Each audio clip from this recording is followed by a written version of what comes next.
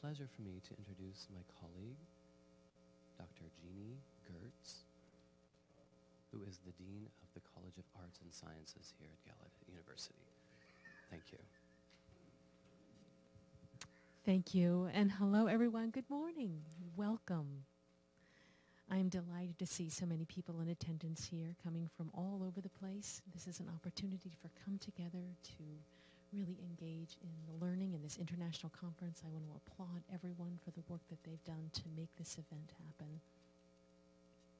I think this conference really is an indication, a testimony of the kind of collaboration that exists in this field. We work very hard to engage with a number of different departments, and the field of interpreting in of itself is a very collaborative one. And the reason that I say this is because interpreting as a profession is still a fairly new, a fairly young profession, having just been founded relatively recently. But nonetheless, it is exciting to see that we've reached this level, as we are at right now, where we can begin to recognize the importance of research and the contributions research can make to our field. Up to date, a lot of this has been based, or a lot of our work has been based on different understandings and perspectives, and more of an instinctual understanding, anecdotal understanding of what we do in terms of our work as interpreters. But this is an opportunity to really look at more of an evidence-based research approach, bringing together collaborative work in many different fields from a number of different people, and sharing that work in this venue. I appreciate your dedication, your commitment to this field. This, again, is an opportunity where we can engage in dialogue about research as it relates to interpreting, translating, and better understand best practices as it relates to those fields. This is a wonderful place where we can come together, engage in these discussions, and disseminate the learning and share that with others. So I appreciate the collaborative efforts that have brought you all here, and congratulate all of you who have put this conference together. And I wish you all the best conference over the next 3 days.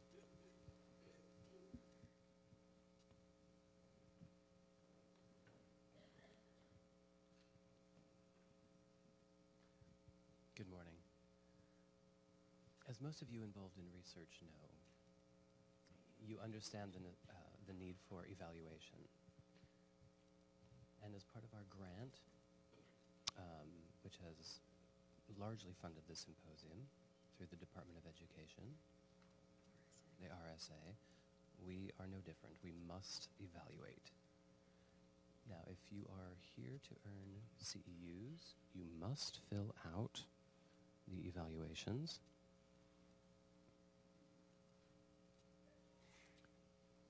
There are some presentations where we will ask everyone to fill out evaluations. We will maybe even beg you to fill them out.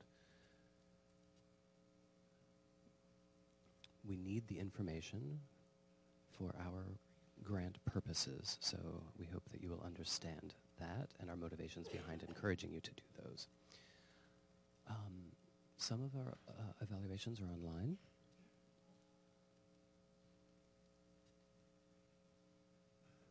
Actually, all of our evaluations are online. Whether you're on campus or off campus, you can fill them out online. The instructions are very clear, and they are found in the program book. And it doesn't, it's immaterial if you are on campus or not, as far as filling out those evaluations go. Again, you can find instructions for filling out the online evaluations on page 47 in your program book.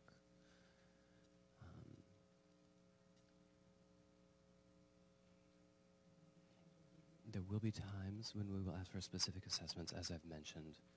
Please do fill those out when asked. Thank you.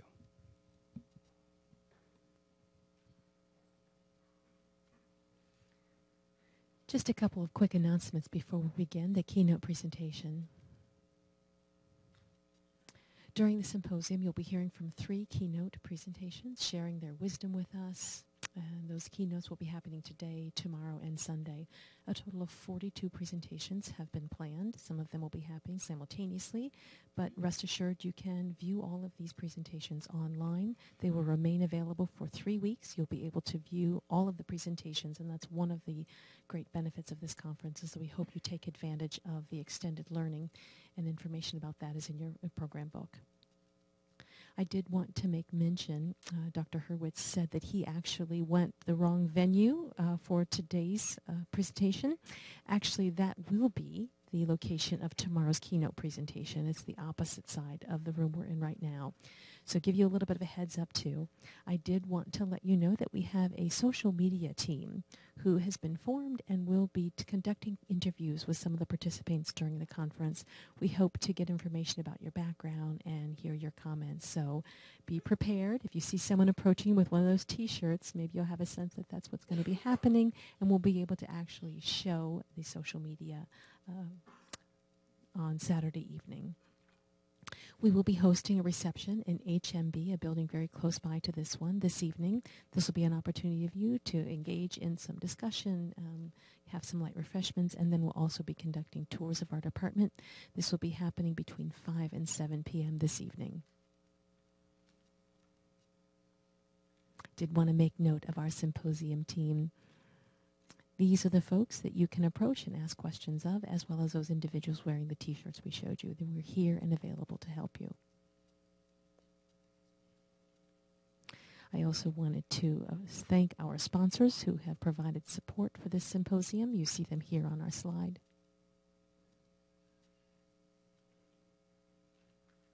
And with that, I would like to introduce Dr. Keith Cagle. Dr. Cagle will be introducing our keynote speaker. Dr. Cagle?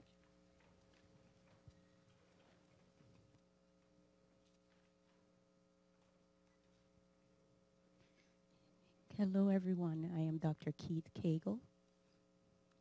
And it's so wonderful looking out into the sea of faces.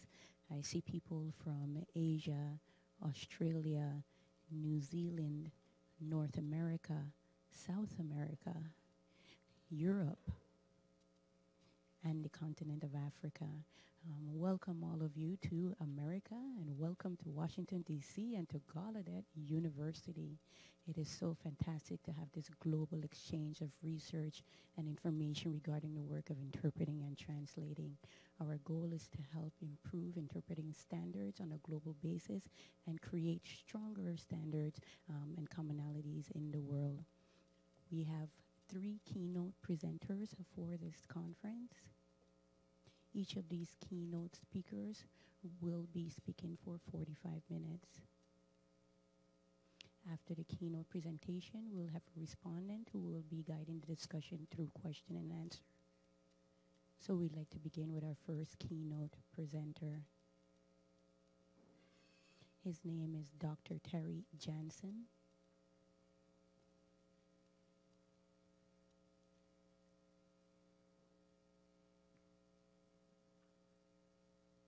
Just one moment.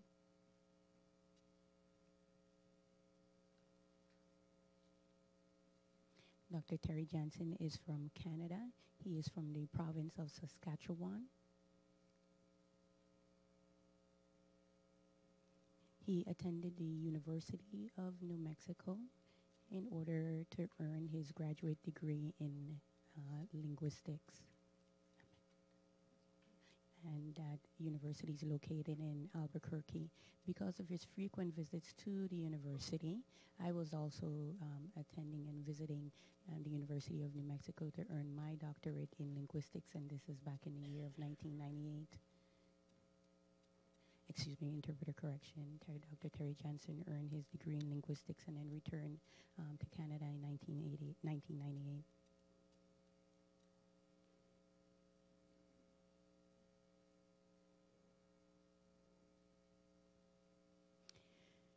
At the University of Manitoba, he works as an associate professor and is also the chair of the Department of Linguistics there.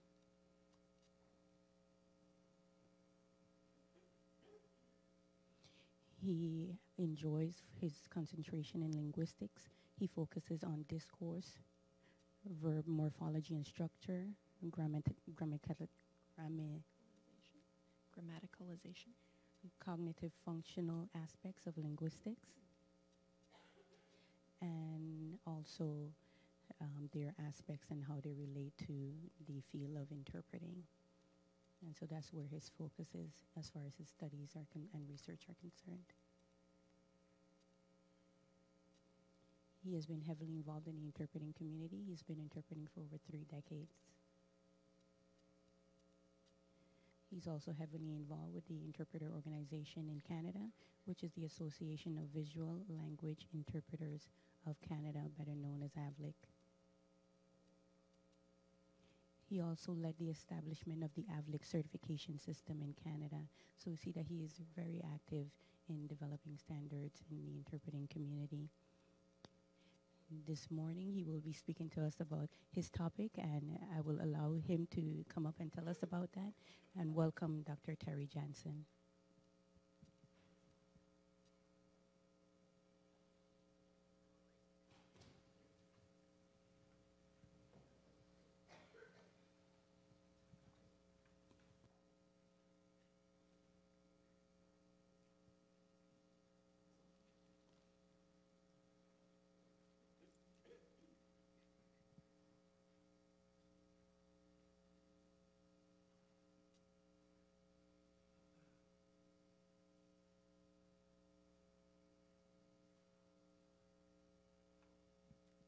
Can we please move to the first slide?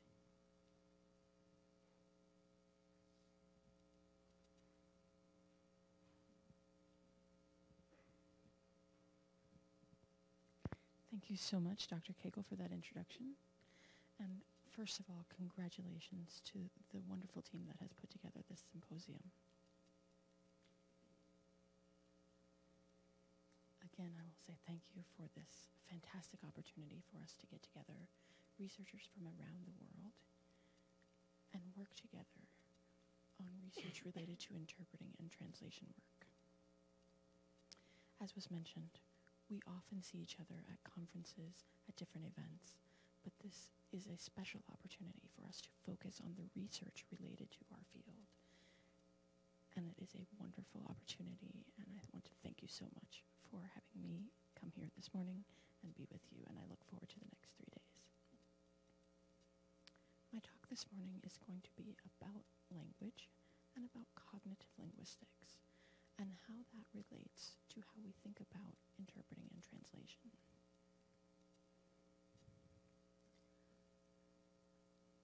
Various people in our field know various levels of information about linguistics and specifically cognitive linguistics.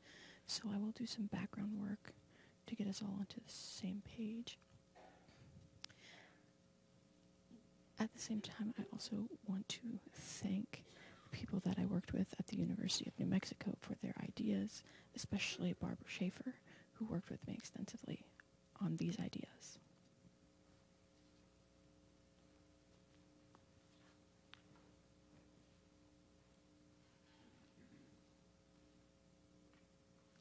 I'm going to start by positing 3 questions.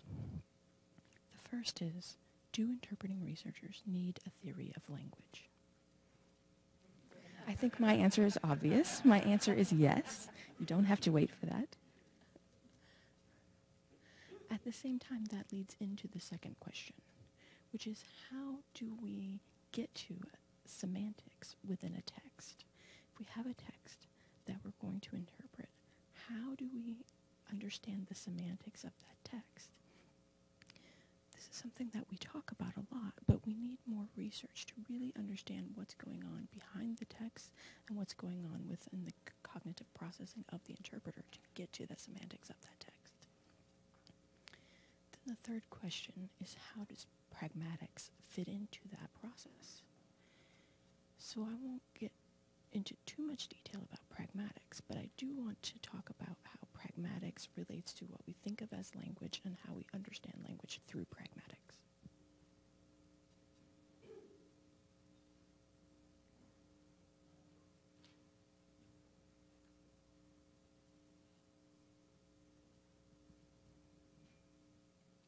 There are 2 terms that are critical for us to consider in this discussion: objectivity and subjectivity.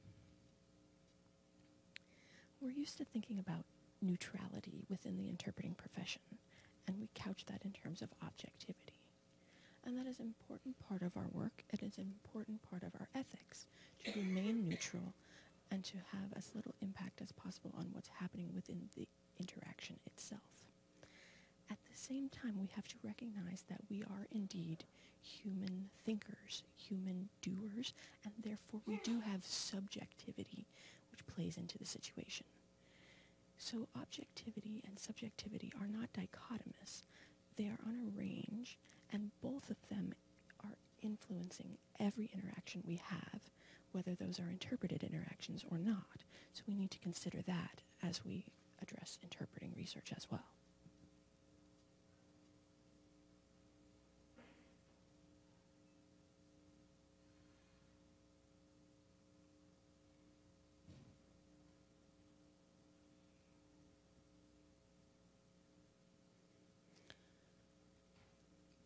This slide gives a sense of the ways that we've thought about pragmatics. When we have a source text, we often think of the interpreting task as needing to say what they just said, needing to interpret what was said in the source text. And there's a lot of context that goes behind that. There is the linguistic structure to consider, the word choices that were made by the source presenter. And oftentimes, we don't consider the pragmatics until the very end of that interpreting process.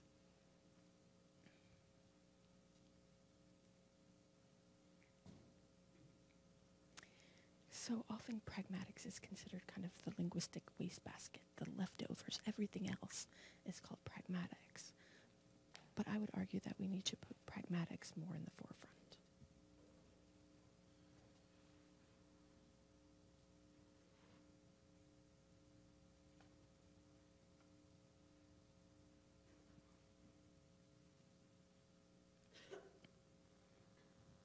Rather than leaving pragmatics to the end, we should start with pragmatics. All discourse comes from that pragmatic interaction, the social interaction. Without the pragmatics, there cannot be socializing, there cannot be communication, and there cannot be interpreting. From those pragmatic considerations, we then can move to the meaning and structural units that form the message, and then to the specific discourse strings. And I argue that this is a better way of conceptualizing what it is that we're actually trying to do in interpreting a communicative event.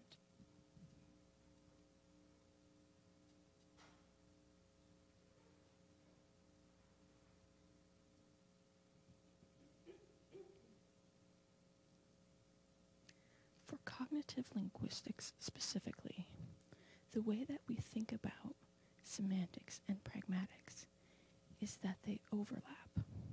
And many people think that they overlap slightly, as is shown in this diagram. But within cognitive linguistics, we see this second version, where semantics and pragmatics are really overlaid one upon the other. Cannot consider semantic things without the pragmatic aspects, and you can't consider the pragmatic things without the semantics.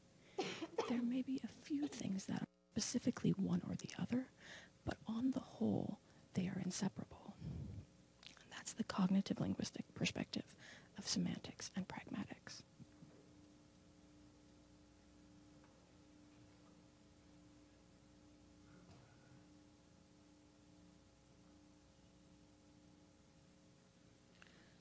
So then when we consider meaning itself, the linguistic meaning is quite complicated. Meaning itself involves perspective. You can't have meaning separated from the perspective of the person who's expressing that meaning. So meaning changes depending on whose perspective is being given at any moment. Meaning is also dynamic and flexible. It is never static. Language itself is not static. It is constantly in flux. We see that change happen over time. Most of that linguistic change is quite slow, so you won't see it on a day-to-day basis. But if you look at a language over time, over the course of your life, and over many generations, we see vast amounts of change happening in the language.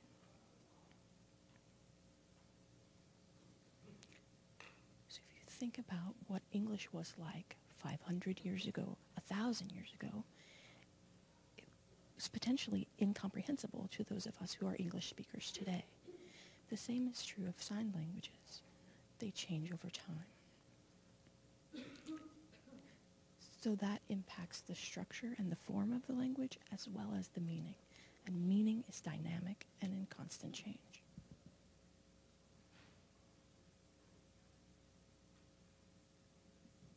The third point you see is that meaning is encyclopedic and non-autonomous. I want to focus on the non-autonomous part of that statement.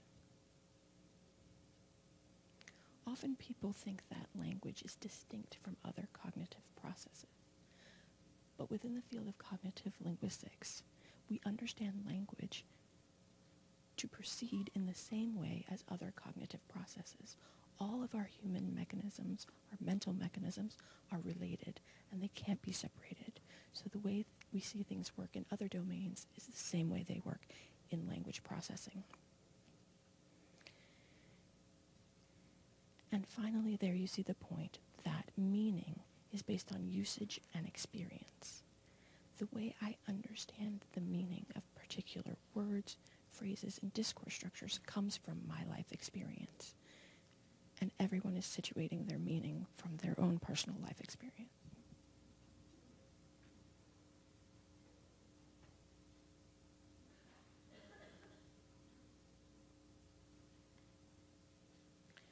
Traditionally, meaning has not been thought of that broadly. It was typically thought of as content words and grammar. So you got some meaning from the words themselves and some meaning from the way those words were strung together in grammatical utterances. Meaning has also been traditionally considered to be objective, as in you could say that a particular word had a particular meaning, and that that meaning could be discovered.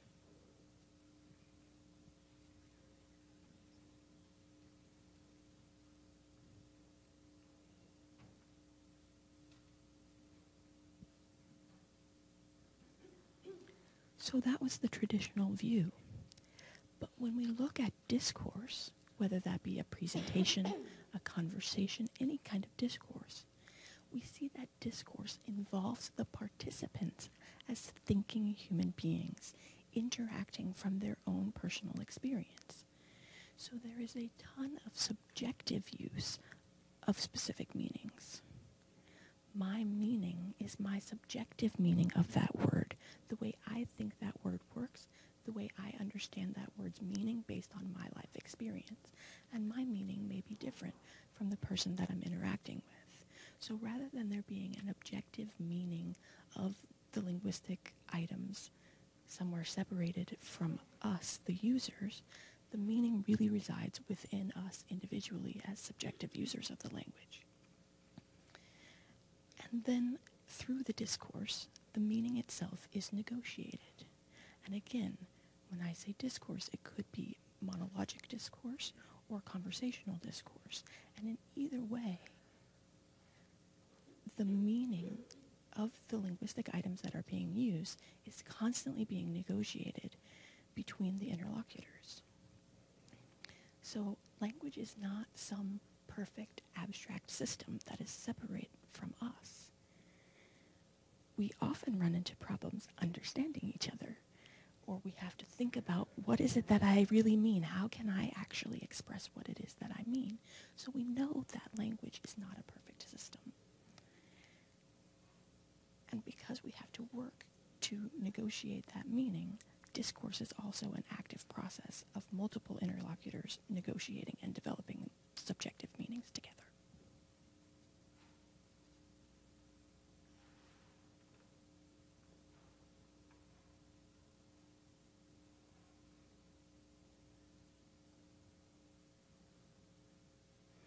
So linguistic meanings are subjective to individuals based on their own experience. And then in discourse, that becomes intersubjectivity.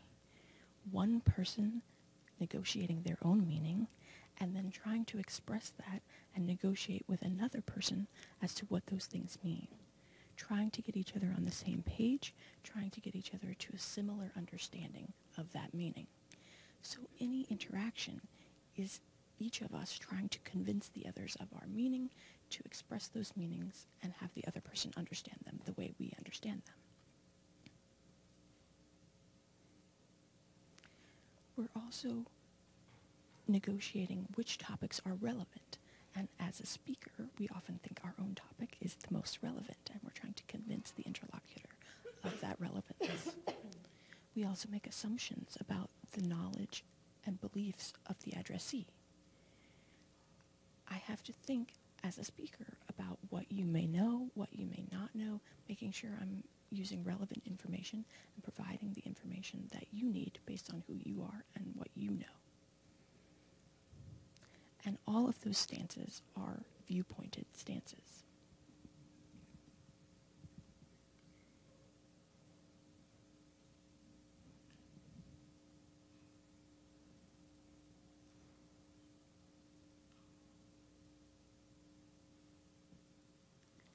It's true for all interactions, and it's also true for interpreted interactions and the process of interpreting itself.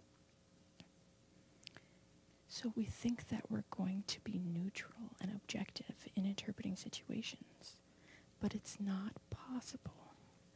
At the same time, choosing to be neutral and objective is taking a stance. So it's not that being neutral is not taking a stance. That is a stance that you're taking.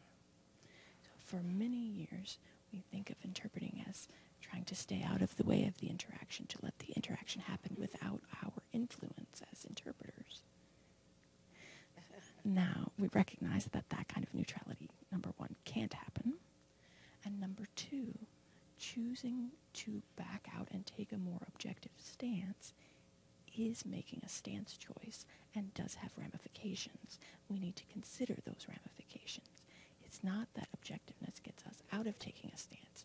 It's that objectiveness is a particular stance.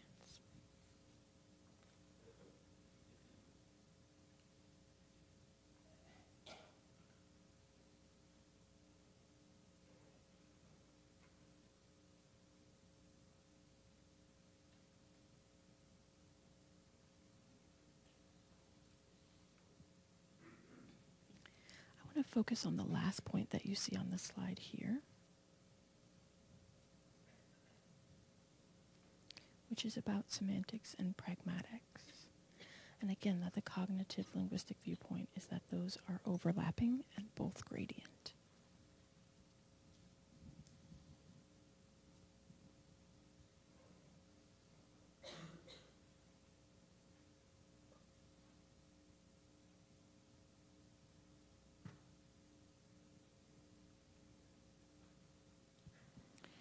This is again just to remind you that if we take pragmatics as the starting point, we will have better understanding of what's happening within the language and within the linguistic interaction itself.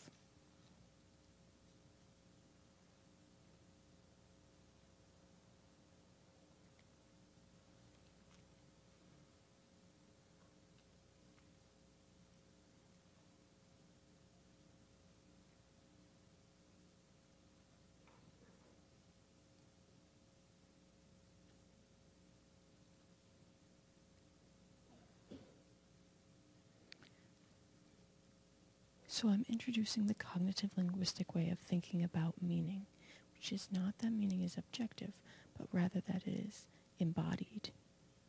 Not something outside of us that we can observe, but something that we co-construct in the process of dialogue.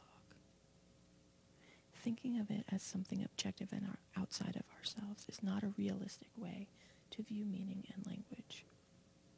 The meaning itself is actually constructed. So an interlocutor has their own perspective of what they think their linguistic utterances mean, but the recipient has their own view of what those words and structures may mean. So again, that needs to be negotiated between between the two participants in the interaction.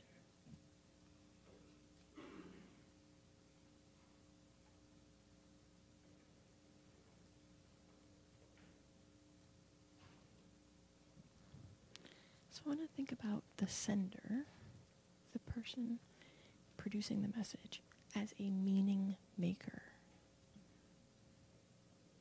They are building the text over time as they express it. The addressee receiving that message is also a meaning maker because they are taking the words, the structures, the linguistic information that's being provided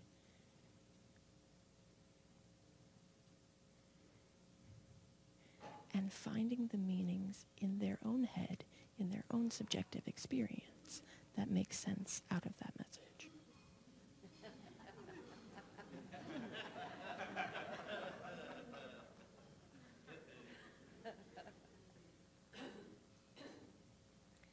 So again, in an interpreted interaction, we see the same thing happening from the sender.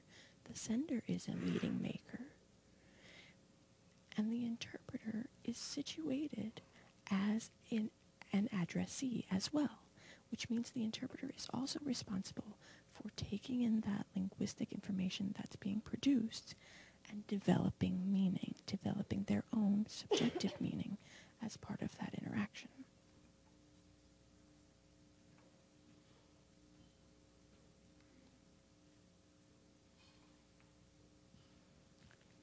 So we just saw the interpreter as an addressee, building their own personal subjective meaning.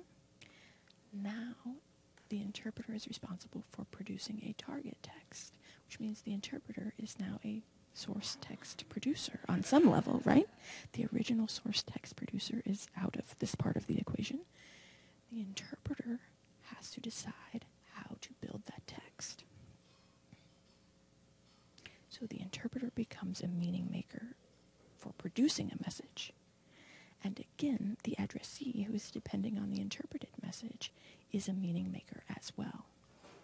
The interpreter may have some clues as to what kind of knowledge and experience that addressee has, but the interpreter cannot take the message that he or she has understood and give it directly to their audience. They have to give that message through linguistic units that then the addressee is building meaning from again. So that interaction is no different from any other one-on-one interaction.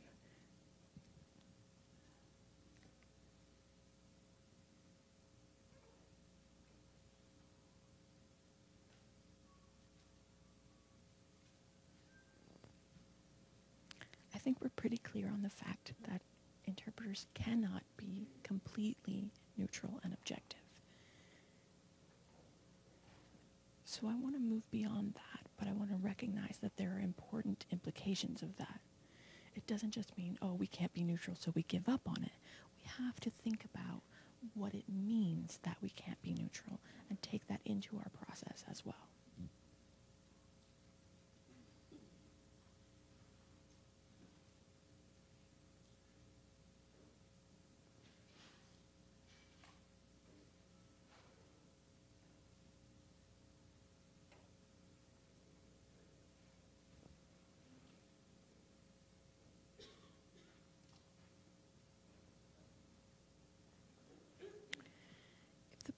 Person producing a source message is trying to interact with their audience through discourse. They establish a process, and then they change their relationship over time as the discourse continues. That's what we expect in any discourse interaction. In an interpreted situation, the same thing has to happen with the interpreter. So the interpreter is an addressee trying to make meaning from the source message, using their own personal resources to build that meaning. So there's an intersubjective meaning that's built between the source message producer and the interpreter as an addressee. Then the interpreter produces the target message, and the same thing happens again. There's an intersubjective relationship between the interpreter and the target audience members. So there are actually 3 intersubjective relationships going on. one between the source message producer and the audience, one between the source message producer and the interpreter, and one between the interpreter and the target audience.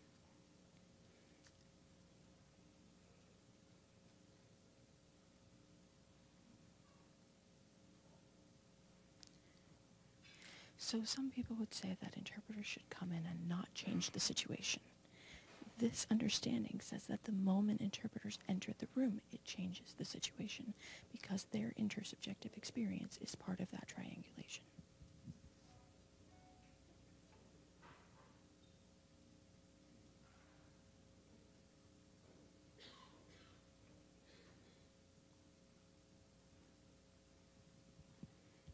So now things get a little more complicated. If we're thinking about the interpreter as always making subjective choices in two different intersubjective relationships for the goal of establishing an intersubjective relationship directly between the source language producer and the target language audience members, it becomes quite complicated. As an interpreter, I am making choices about what I think the source speaker means. I am making choices about how to express that meaning. And all of that becomes subjective. At the same time, the speaker is making their own assumptions about what the audience knows and understands. And the interpreter is making assumptions about what the target audience knows and understands. Sometimes those assumptions are the same, and sometimes they are not.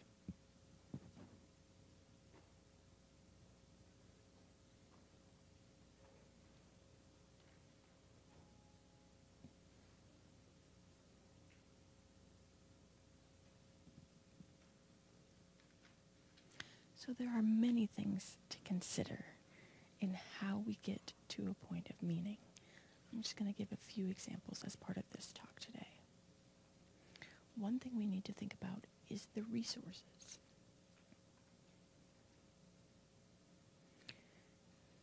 In the traditional view, we think we take everything from the source text and then we make meaning from it.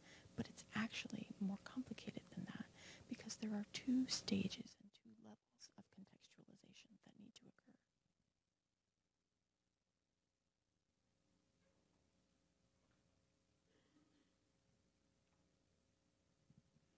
So first we have meaning, but we also have linguistic form, the structure, the words, the choices that were made. I'm not going to discuss that today, but it is important to remember and consider.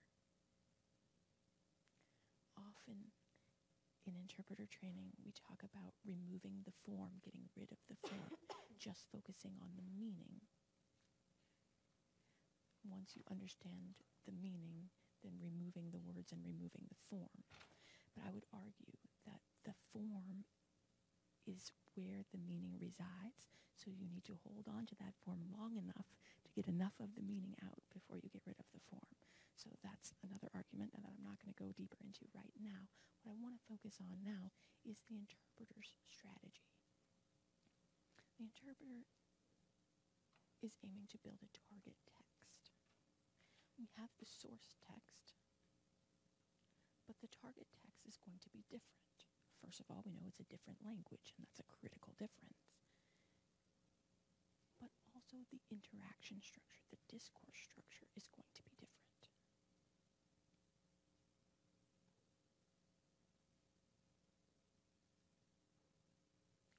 Some of that depends on our memory, our working memory as interpreters, what we can remember. Some of it depends on what the speaker chooses to emphasize and our own evaluation as the interpreter of what the speaker is emphasizing, what their main points are. So the speaker may have a certain number of points that they are profiling, that they are choosing as their main points and emphasizing. And the interpreter, in building a target text, needs to make choices around how to make those same kinds of profiling decisions and what they've understood to be profiled from the original source text.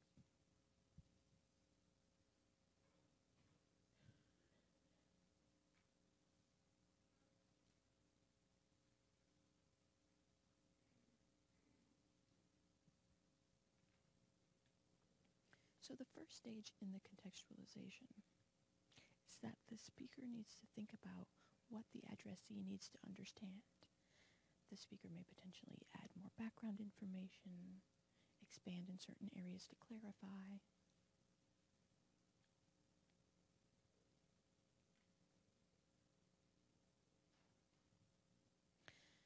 So as a speaker, if I'm going to talk about a particular topic, I need to consider what my audience knows about that topic and give them enough information so that they can be on the same page with me in order to further their understanding. That's my goal as the speaker. So the speaker is always thinking about what the audience knows, how much they know, how much to expand, how much to clarify, depending on the feedback that they're getting from the audience and their understanding of the audience's knowledge.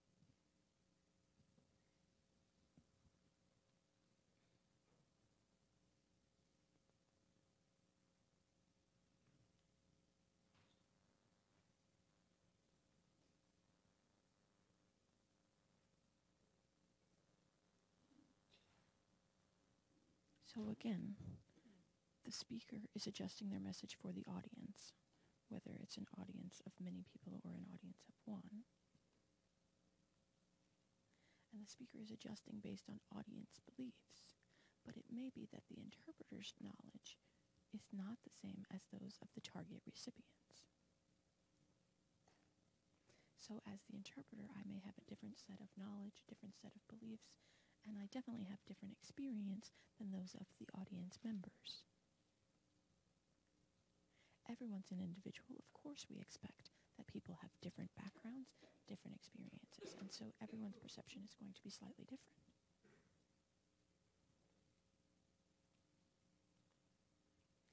The speakers are often thinking of the audience and taking into consideration their knowledge and beliefs, but their speaker is often not taking into consideration the knowledge and beliefs of the interpreter.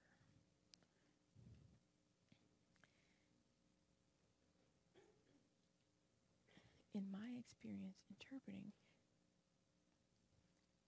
the speaker will give information, and if the speaker gets feedback from the interpreter that the interpreter is not understanding that information, the speaker may be nervous about whether the message is going to be conveyed accurately, but the speaker is more concerned about the direct audience members rather than the interpreter's level of understanding and familiarity with the content.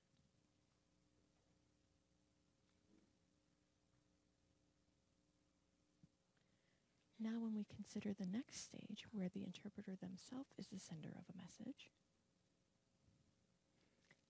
as the interpreter, I have to use what I can, but I'm also responsible for building a text. The source message can't help me with those specific decisions about how to build that target message text. So as the interpreter, I'm also considering, what does the audience know? What does the audience need to know in order to make that be clear? And that is for me as the interpreter to make those decisions, as well as the source language presenter. I think you understand what I mean, that both of us are senders in different ways, and we're making decisions based on our target audiences about what they know, what they need to know, and we're getting continuous information about that through the discourse process.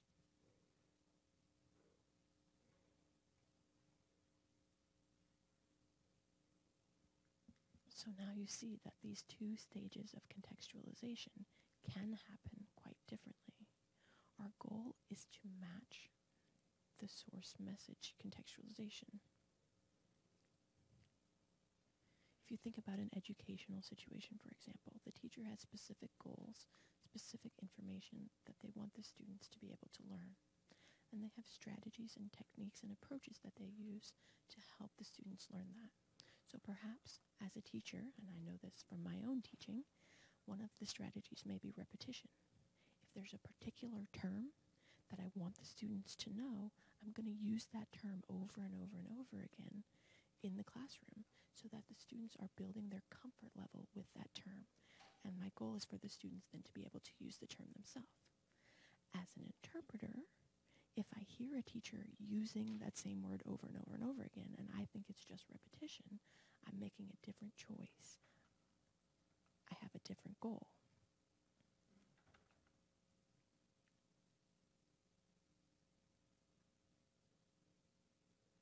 It may be that the teacher is using that strategy to make the students think differently about what that term means in each situation where they use it. And so we as interpreters need to think about what the contextualization is and what choices we're making in building the target text.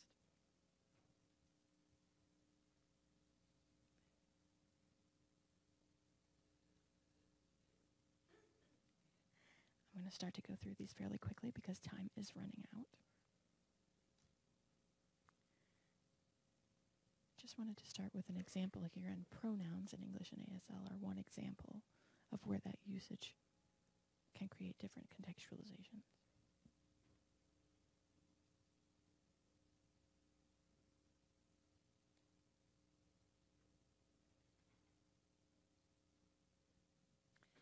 Some pronouns in English and ASL are equivalent in terms of meaning, but are used differently in discourse. So we need to analyze and understand the divergent usage patterns.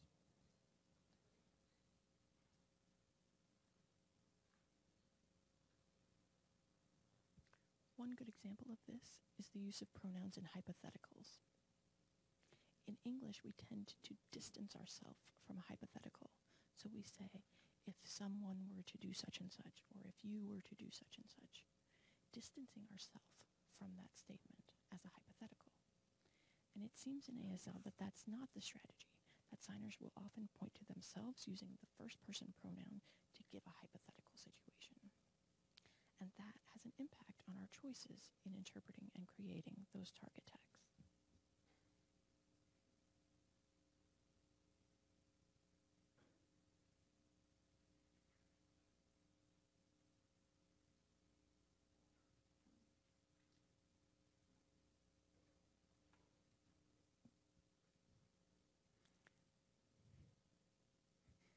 We've also learned and used for many years the strategy that if the speaker uses a first-person pronoun, we as the interpreter should also use a first-person pronoun.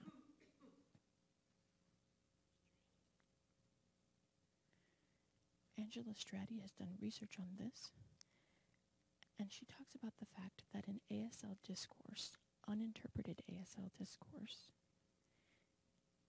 using the first person to refer to someone who's in the same room is not always the accurate choice.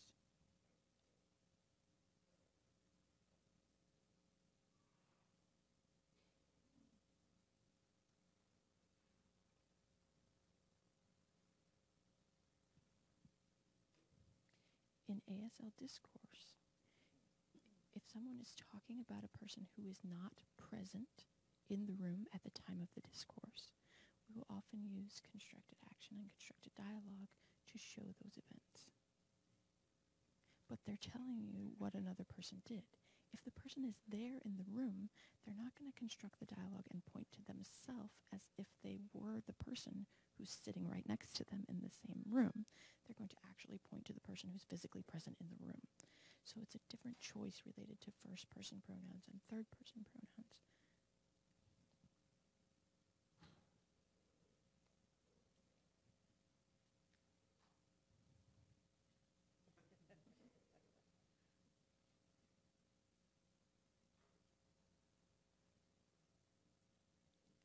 Moving on.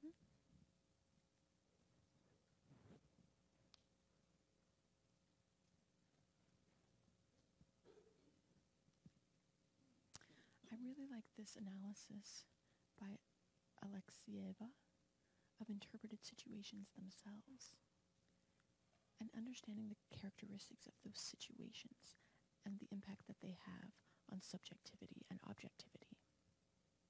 Certain kinds of situations can lead to a more objective orientation. A lecture type setup, like the one we have here this morning, is going to lead to that because there is distance from the audience is large. So at conferences and large platform events, they may have a lower cultural context because they're talking about content rather than directly interacting one-on-one with individuals.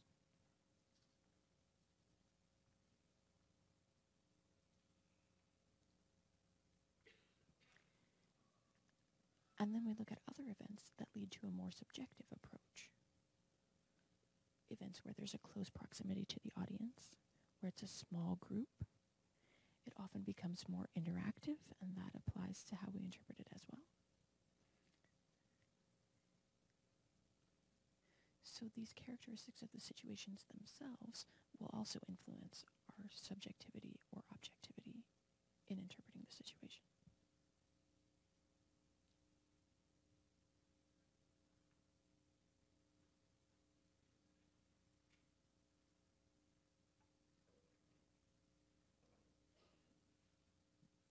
I've been told that I have 1 minute left, so I may skip through a few slides here and get to the end. Bear with me just a second.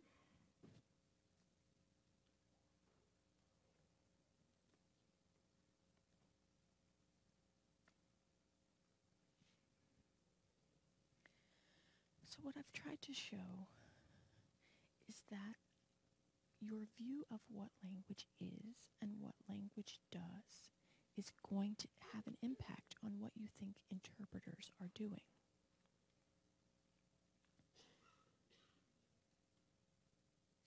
Many of us are working interpreters ourselves, but we're also here at this conference as researchers. So we want to think about interpretations as data and how we look at that data, what we expect to see in the data, and how we interpret things that we find in the data. And all of that relates to language structures, language use, and is therefore based on what our conceptualization is of what language is and how language functions. So the view we take on language is going to influence our understanding of what it is that interpreters do. And again, as I said before, you think you don't have a view on language. You do have a view on language that is having a view on language. So think about what language is. And it's important to have some theoretical understanding of what you believe language is in order to inform what you believe interpreters do and how you analyze what interpreters do.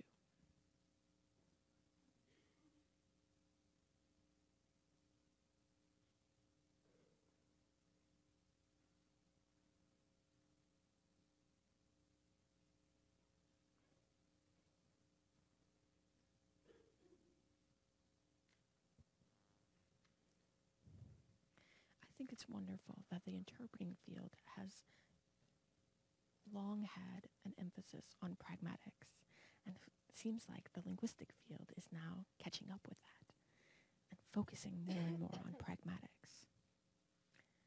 And if we consider pragmatics first and the rest of language as leading out of that, potentially we will catch up and have that better understanding. At the same time, as interpreters and interpreting researchers, we need to think about what we understand language to be and how we understand pragmatics to play into our linguistic theory, our theory of what language is.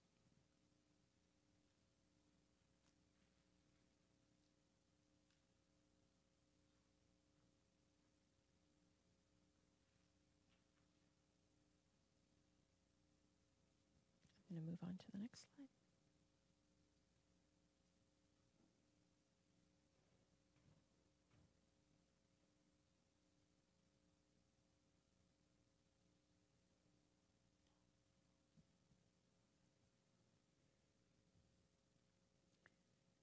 So what we're thinking about here is where we, as humans in communicative interactions, look for meaning. Where we, as interpreters, then therefore also look for meaning. That each person is a meaning maker, and that will impact what we think we're doing in our own discourse interactions and in our interactions as interpreters. It also has implications for what we think equivalency means. I will fully admit that I don't 100% understand what we mean by equivalency.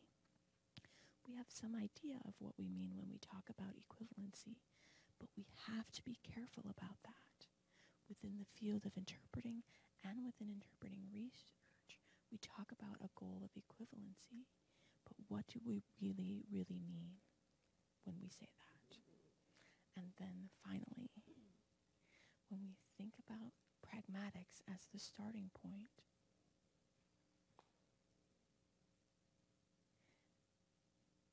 that is going to work through intersubjectivity to semantics, we have a totally different conceptualization of what the interpreting process entails.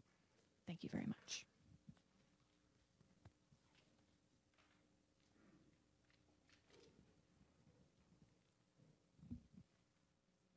Wow, what a wonderful presentation. Of course, I am a linguist, so I'm a little bit biased. And I think that really your main point that were covered this morning, Dr. Isaac Agbula actually mentioned it, talking about World Federation of the Deaf, the wall of interpreters, and wondering whether we understand the same message. I think after your keynote, the clear answer is we do not. Not because it's being interpreted, but because of the complications of co-constructing meaning and how communication happens. And of course, having interpreters there complicates that even further. But I think this is a wonderful opening to the 3-day conference. Everything that you shared with us are the critical issues applied to research and interpreting, and hopefully that will set the foundation for us for the next 3 days throughout the presentation. So thank you so much, and very much enjoyed your presentation. So we do have a bit of a break time, so thank you. We'll see you at the next session.